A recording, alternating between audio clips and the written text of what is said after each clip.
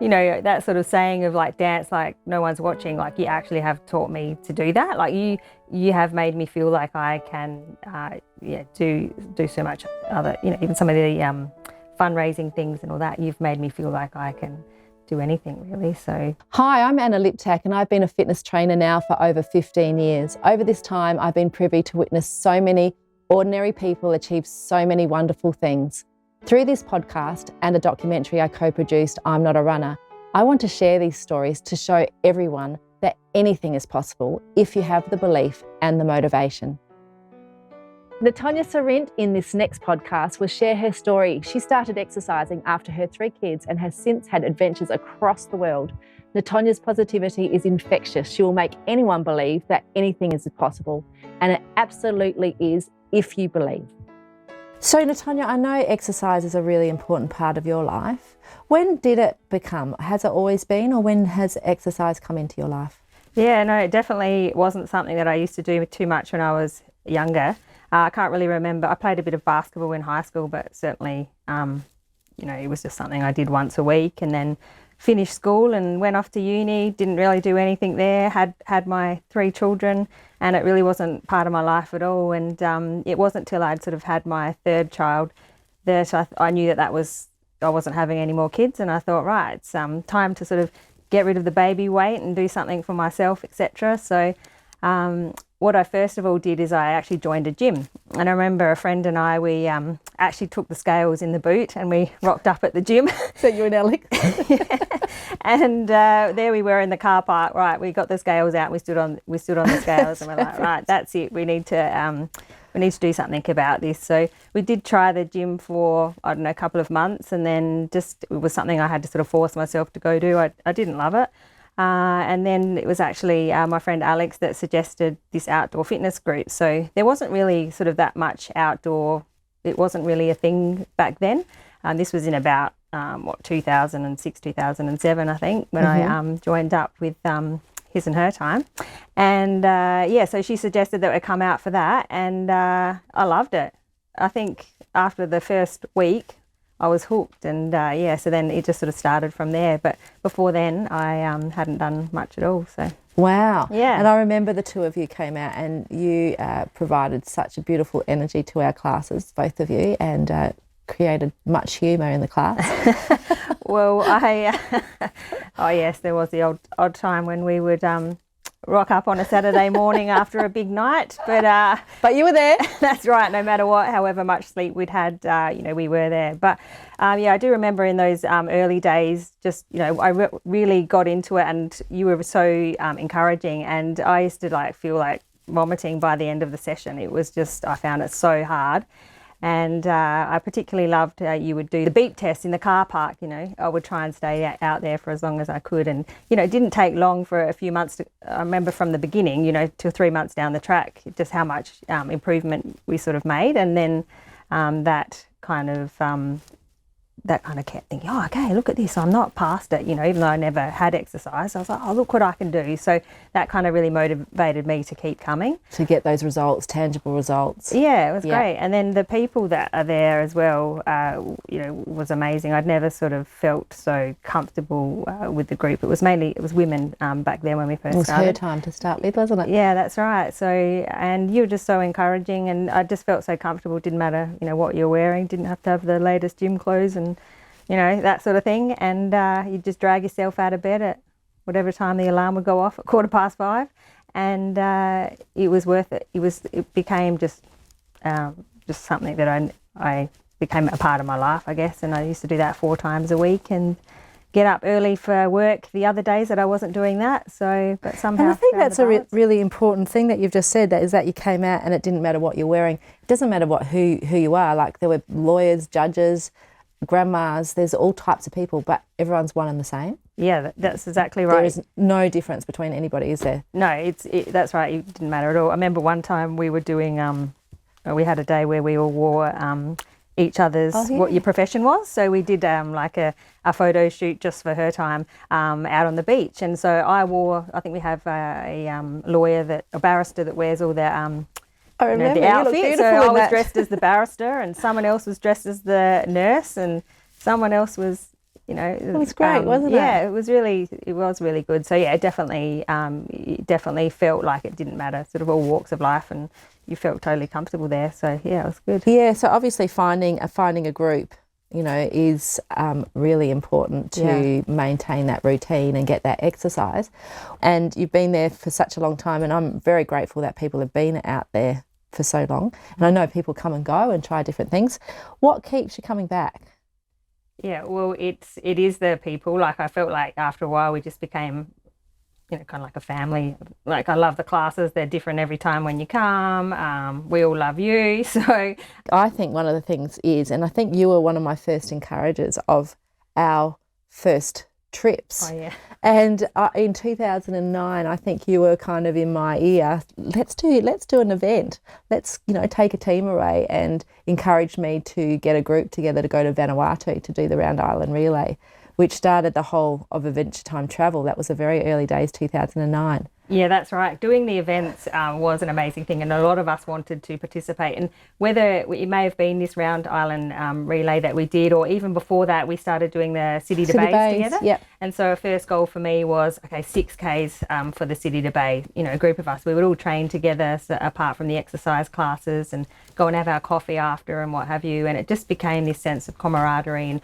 common goal and you know, celebration together, wasn't it? Exactly. And then when we did the 12Ks, that was next level. Those medals were worn to breakfast, to lunch. We would celebrate with our glass of bubbles. So yeah, an amazing sense of feeling of belonging in this group, and just being around these sort of like-minded women that had the same sort of goals. So yeah, and then when Vanuatu came around, we all did a lot of training together, and going over there and all staying together. And then it was the relay with, there's 10 people in our team. 10 people, yeah. And we all did a different leg each. We started at like 5 a.m, and I remember you were the first one out there, pitch dark, and all the beautiful Vanuatu people were out there cheering us on, standing out there with glasses of water and things for us to eat. We felt like Olympians, didn't we? Oh, we were champions. I remember jumping out of the van, and there was an absolute deluge, wasn't there? There was a massive rainfall. Oh, yeah. And that's when you started running. Yeah, that's right. From me to you. Yeah. And I remember the bus just pulling, you know, you guys would get out of the bus with your Aussie flag and cheer me on. And there was I think it was a French guy next to me, and race was on because I didn't want to let him get past me. And I'll never forget, some of those moments throughout that run. And then we would all get back in the bus and cheer the next person on. And I remember for the 10th person, we all got out and ran over the finish line together, you know, arm in arm, yes. And incredible, wasn't it? Yeah, so then the rest of the holiday was spent sort of celebrating our amazing achievement, wasn't it? I don't know if it was an achievement to everyone else back home, and if you hadn't been there, like maybe, you know, it wasn't such a big deal, but for us, we'd all sort of experienced this kind of amazing feeling together. Adventure together, exactly. And it made you feel like you could achieve goals. So and it was a common goal, and it was a healthy goal, and we all sort of spurred each other on to get better in our training, because we all trained together too. That was really special, and I think those opportunities only come along every so often to be a part of something like that. So that's been really special. That's right. And all of those people, I don't see a lot of them so much anymore, but they'll always hold a special place for me, just of the experience that we sort of shared together. So yeah. And then I also remember, you know, it just came back to me about the Trailblazer, our first 56 kilometre event together. Can you remember? Yeah. Yes. You know, and that was pretty incredible achievement, really, like from us, you know, you're saying that you didn't have exercise to being able to participate in a 56 kilometre event. Yeah, that was amazing. And actually that was a bit of a pivotal point for me. I guess at around the sort of 40K mark, when you do any of these long events like this, you have this sort of delirium that overtakes you. Do you remember? And we always used to say whatever's said on a Trailblazer stays on a Trailblazer, which to this day it has. But I remember in our delirium, it was Chantel, yourself and me that thought, hang on, we're doing 56 Ks here, but it's not classed as a marathon. We're not going to be seen as marathoners. Why don't we do a marathon? Actual marathon. Yeah, exactly. So we were like, we'll do this. And so, so that week, I think we had signed ourselves up to Well, was it China, or I decided that I was going to do China? You came back and said, I think you should organise another event. And I went and looked in some magazines and thought, right, we'll do the Great Wall of China. That's right. I was like, I want to be, 4% of the population does a marathon? Yes. And so I don't even know how I ever thought that could be me. So it wasn't until just doing these other events and then doing this 56K, which was more of like a walk, hike, a bit of jogging and stuff. But we thought, all right, we can do this. Let's look for one that's got the longest cut-off. Let's find an 8-hour cut-off for a marathon so that we can get the hardest one we could possibly choose. That's right. The Great Wall of China. So we can get in less than 8 hours and then we can get our marathon medal. So I don't think we understood that it actually was the hardest one that we could have chosen. I know. So I Can you remember? Can you talk about what your experience was with the Great Wall of China? Yeah, so I learned a lot about not biting off more than you can chew. No, I actually learned a lot about how to how much planning, I guess, is involved in being able to pull off something like this. So the biggest thing for me was getting some good training buddies. So people that you could count on every week that you would get out. We set ourselves out a plan, and then we didn't think too far ahead. We just took 1 week at a time. Sometimes it was a little bit overwhelming thinking how far you had to run, but knowing you had other people to meet and do that training with, really did help. So I had a friend, Kim, who we used to meet. By the end, we were doing like, 30, 35 kilometre runs before the event, and we would meet at like 4:30 in the morning. So your alarm's going off at like 3:50.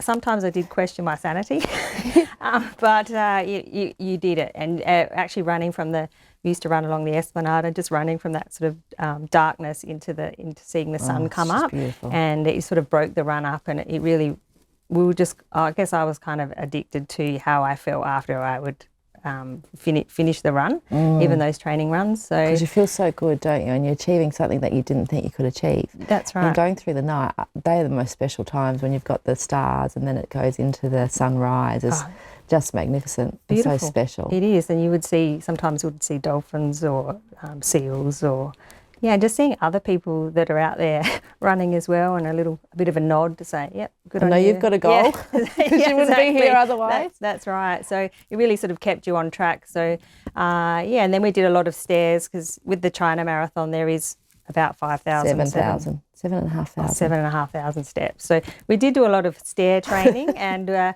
you and I used to go to Mount Lofty, and I think we used to actually run up most of it, which today to me does seem quite the challenge.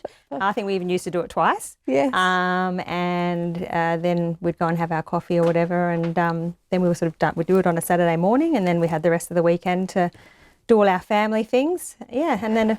I think what you said, 3:30, 4 o'clock in the morning, but if your desire is strong enough, you will find ways to do things. So I think that's another thing people say, I don't have enough time, but when you break it down, we've all got 168 hours in the week. And yes, we had very young kids, and the only time we could run at that stage was 3:34, 4:35 in the morning. That's because right. We'd be done by 7 and it wouldn't affect anyone else. But if your desire is strong enough, you will find a way to get through those barriers. Yes, you absolutely just need to work out what your priorities are, don't you? So, I guess I don't, stay up late watching a lot of TV and that sort of thing, because I think, okay, I've got to get up at this time, so that's what I'm going to do. So I just have to do it before the kids would get up, and then I still managed to sort of lead, quite a balanced life, I guess, being able to fit it in and not feeling too selfish that you're having all this time away from the children and that as well. But I also felt that even though my kids were quite young then, I know they're kind of proud of me for the things that I have done as well. So it's important to be a good role model for my children as well. Absolutely. Yeah. So they just think it's a normal part of life, don't they? That exercise is. They do. As they're getting older, they probably even more appreciate it, because they wish they do want to run a marathon with me one day, or they wish they could run more than a few Ks or that sort of thing. So they do come for the odd run with me, but definitely I think they can see sort of what a big thing and commitment, I guess it is. And it's wonderful, isn't it? When they get to our age, they might go, which is wonderful. It is. So, but I do remember, just going back to the Great Wall of China Marathon, it was tough. And, we talk about these marathons so easily and we look back and it's glossy. But it was very hard. It was definitely one of the hardest things that I've ever done. And I actually can't hardly remember the first 26 kilometres.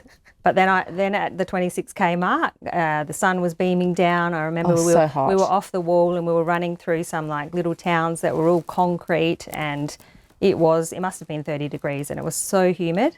And I thought, oh, I could just stop now. And then kept going, ran into like the village part where the people had either finished or done the 21Ks or 10Ks. Or you could hear the ambulances taking off for the people. Yeah, that's right. So we saw all those people at about the 34K mark, and then we still had to go back up onto the wall, up a goat track, and then to finish.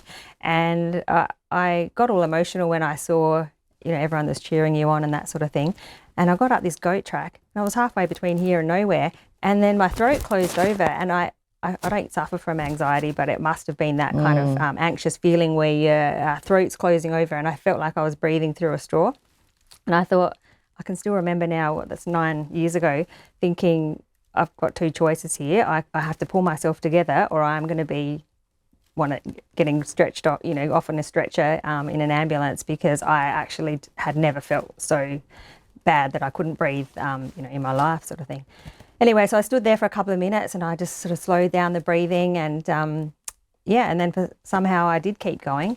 And there was grown men sitting on the wall, like on the stairs, crying because they were so exhausted.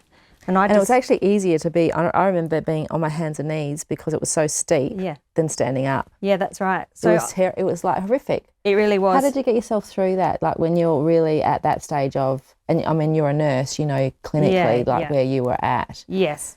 Yeah, I thought, well, as I said, I was like, I can either turn around and go down this goat track and not finish, or I can pull myself together and keep going. And somehow I just thought, come on, you've done the training, you can do this. How good are you going to feel when you finish? And so it was really a mental thing. You really had to talk to yourself, obviously. Yeah, I did. Yeah. And so then, I, as I said, went along a bit further, and then I saw a few men sitting on the stairs, and I just said, come on guys, let's go. Tapped them on the shoulder. They turned around. I said, let's just take 10 stairs at a time. So there we were, 10 stairs at a time. And having those people and then them coming with me really helped me as well. And then the last sort of 5-6 Ks, I just remember sort of gliding home. I just was like, what I had overcome, and I still think about it now.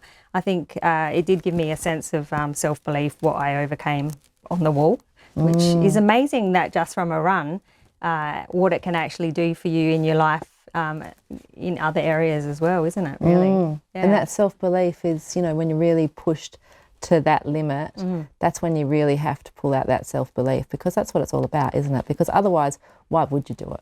That's right. And you do question, you definitely still question it. Even, it is why would you do it? But it's definitely helped me in all avenues of my life. It makes me feel like I can achieve whatever I kind of set my mind to. So I do feel like I have got quite a strong mind. So, so then, you finish these events, and it was an amazing celebration. And I always do have in the back of my mind, work hard, and then you can sort of reap the rewards and have a nice celebration, etc. So that's been great. And then we'd always get home from these events and think, okay, what's next? What's next? Yeah. So, is it an addiction? I'm not sure. It's always having a goal, having something to set your sights on. Because if you don't, why would you get out of bed? Why would you do something? And you just don't get anywhere. That's right. Whereas if you've got a goal, you get out of bed, and if you've got a commitment to someone else like you spoke of, and you've got a group that you're committed to and are accountable to, it's so much easier. Yeah, I have to have a goal, otherwise I will not get out of bed, sort of thing. But you've really helped me with that. There's so many, it's more than just doing a marathon that you've helped me with. I remember even just in Vanuatu, we went to a waterfall. And I've always been a very self-conscious type of person, etc. And I think I had I would have had a towel around me. I would have had the big baggy t-shirt tracksuit on. Exactly. I would have covered myself however I could.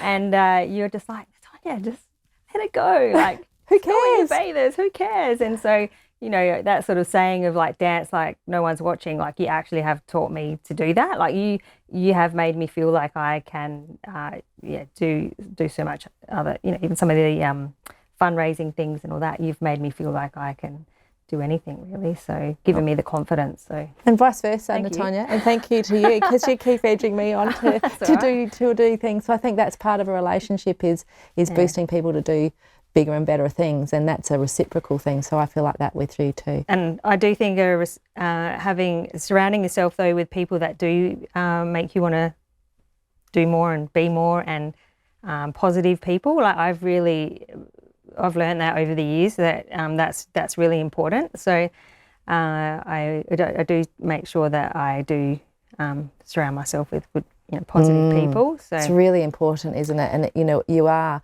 I think it's a Tony Robbins quote. You are who you are is the closest 5 people around you make you who you are. Yeah. So you've really got to be particular if you want to achieve things in a positive way. So other people might not see your objectives or your goals for exercise as important as you do. Yeah, that's which right. it's not always for everybody, and everyone has their own importance, but it's seeking out what you think is important and then seeking out those people to enable you to do that. Yeah, that's right. And on the other side of the coin, hanging around some of these people that have done such amazing things in their life, you can also, it inspires you, and then sometimes you think, oh, well, maybe it makes you sort of lose perspective of what is probably a normal expectation of what you should be doing on a Saturday morning. Like for some of my friends, every Saturday morning they're out there doing 25, 30 Ks just for a Saturday run. So and that's normal. Sometimes I think, I just need to go and find myself new friends. Sleep in. That's right. What am I doing up again? Yeah, that's right. And also realising that I've got a broad range of friends, and not everyone's into exercise, so that's okay. So that's why it's important to have your, the friends that are your friendships that are into that, so that you can bounce off them, etc. And also understand that it's not everyone's cup of tea. So, but it is yours. Absolutely fine. Yeah. Tell me what you would classify as your biggest achievement, physically. Sure. Yeah, like events and things like that. Well, the Great Wall of China was. I've also New York Marathon. I've got to say, when people ask me what it's like, I said I felt like I was my own float in a pageant. That's like a great description. I felt like a superstar. It's the only time in my life I've ever felt that way. Just running along, high-fiving 5,000 people. You've got your name on your top and they're calling out your name. It was, next level. And if you're ever thinking, for anyone that was ever thinking about doing a marathon, like, it definitely is the one to do. But the thing about you, N'Tonya, is often you might not have the best lead up for whatever reason in training, but you step up to those events like no person I know because your head's really strong. Yeah. And I remember that marathon, there was some, you went through quite a bit before 2013. Yes. And you were quite underprepared, I would suggest. Yeah, that's right. But because you had lots of obstacles, lots of personal issues you dealt with, and you had the best run. So can you tell us about that? Yeah, sure. So after the Great Wall of China marathon, my marriage did break up. And so that was a difficult kind of 18 months before and I'd signed up for the New York Marathon. That was a difficult time because having young children, and then I had never really been on my own. I guess I'd been with my ex-husband since I was 18 years old, so I went from my parents to him, and then, bang, I found myself on my own at about age, must have been about 38. And then I hadn't signed up actually for New York at that time, and I just, I'd heard about it. I'd heard a bit of a rumble from you that you might be going ahead with doing this New York Marathon. And I thought, all right, I need something. I need a goal here, because otherwise it'd be easy just to sort of stop doing everything, I guess. And I'd done so well so far with my running, and it meant a lot to me. So I knew I needed to find, this new goal. So, signing up for New York, and then the prep. I think I had some surgery a few months before I did New York. So I had no expectations. So that was good. And it's one thing I'd say, if anyone ever did get into running, is not to have expectations on yourself, because it really doesn't matter, what time you do. It's just about participation, and we all get the same medal at the end. It doesn't say what time you do or what have you. That's the beautiful thing. Yeah, none of my friends could care less what time I did. They wouldn't even know how long a marathon is. That's right. That's right. Sometimes when I'm in the car, if we've gone on a road trip and there's a few people in the car with kids, I'm like, okay, this is how long a marathon is. Let's start now. And in 42 Ks, that's how far mums run. And by that time they're asleep. Wake up, this is it. Yeah, that's right. Yes, but with that did New York in 2013. No expectations. After having a difficult time, didn't really train that well for it, and I actually, did really well. So I think, then when did I do? I did New York again in 2018, and went back for more. I know. I actually did put more expectation on myself then. I did have Chantel. She'd injured herself, so. That's one of our friends from exercise, and she is a very fast runner. Anyway, she offered to sort of be my run alongside me and pace me.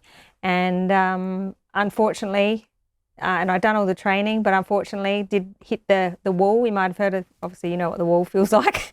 I did hit the wall at 34 Ks and ran out of steam, and had to really slow down, and didn't reach the goal that I had set for myself. And I felt really disappointed, and I thought to myself, and then it took me a few months to sort of reflect on it, and then I thought, why are you feeling disappointed? Like it doesn't matter. And so from then, I'm just like, right, it's all about participation. It doesn't matter what time you get, and so I've really enjoyed my running again since I have no expectations about, it's just about completing it. I think that's a really good point, because why would you get over a finishing line of something so big and be disappointed? It doesn't make any sense, does it? It's just that these unreal expectations we put on ourselves, which really don't matter. No. It's just a time that floats around for people. That's right. And no one else actually cares. No, that's right. I mean, and I did give it everything. Like when I crossed that finish line, there was people everywhere, and I was sick. I had to stop and be sick, and it was, the woman's just like, "You'll just be sick, love." She's like, "You'll just go." And I honestly, I felt rubbish. So I had nothing left in the tank. So you've got to be satisfied with that, I guess. So hearing that, you get so sick. Why do you do this? That's a good point. It is, it's a sense of achievement. I've always said, I don't know if it sounds a bit corny, but running a marathon is something that you have to earn it. Like, you can't buy it. This is something you have to actually earn. So you can't cheat it, can you? It's not like a half marathon, which you could probably pull out. Both of us could pull out a half marathon because we've got that. But we couldn't pull out a marathon. No, and I actually don't know if I have another one in me, because it is such hard work and all the training that you have to do, but it's just that sense of achievement. Because it is so big. Because you have to sacrifice so much. So no, I'm really I'm happy with what I've done, and I've done 4 marathons. I've done 4 marathons. I did Bali with you as well. Yes, no, that was a good one too. Yeah, that was a good one. Oh my gosh. I don't know why you choose hot marathons. I hate the heat. And it was like 34 degrees or something, and it was so balmy and humid. And I remember just going along, staying in the shade and feeling like I was going to faint. Remember in the last 3 Ks? I thought you were going to have a heart attack, actually. Yeah, so thankfully I didn't. I actually fell over before the start and thought I'd broken my arm, and I was bleeding. Right, in the dark. But anyway, we got through it, and I've got the medal and I've got the memories, so it was worth it. Yeah, it is fantastic, and thank you for sharing your stories, because it is, obviously you've had obstacles that you've had to overcome, but finding ways and means that you can do it is, makes the accomplishment so big.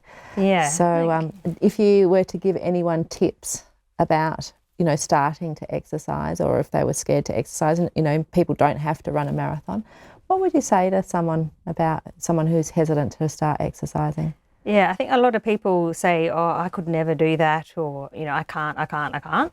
Like you have to believe in yourself that you can do something to start off with, and then you just set yourself these small goals, and then set yourself a plan, and then just tick it off. And the other thing is what we were talking about before, like surrounding yourself with other people that believe in you, that believe in you as well. So that's really important, is to have that. Have people surrounding you that do believe in you, and if I can do it, anyone can do it. And I'm no Slim Jim supermodel, so I don't look like a typical runner. So I think that's interesting, you know, that what is a typical runner? You know, we've been in so many races, you and I together, and you look around and there is no typical runner. No, that's But yet true. people still say to me, oh, you don't look like a marathon runner. And I know exactly what they're saying, that I'm too big to be a marathon runner.